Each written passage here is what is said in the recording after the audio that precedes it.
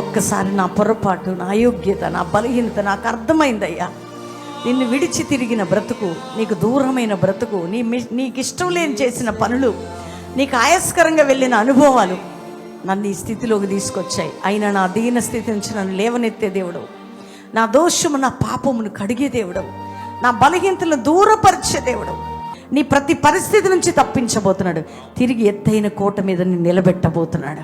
కాబట్టి ఒప్పుకుంటున్నారు కదా, నేను ప్రార్థన చేయబోతున్నాను. తండ్రి, ఎంతమంది బిడ్డలు ఈరోజు అవును తండ్రి, దారి తప్పి తొలగింది, తప్పు చేసింది, పొరపాట్లు చేసింది, నేను విడిచి వెళ్ళింది, క్షమించమని మనసారా కోరుకుంటూ, అయ్యా మన్నించండి.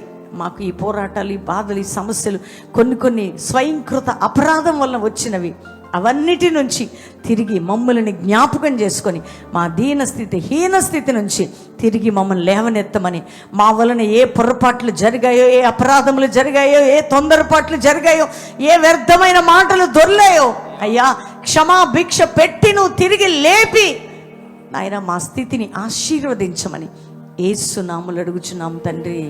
ఆమెన్.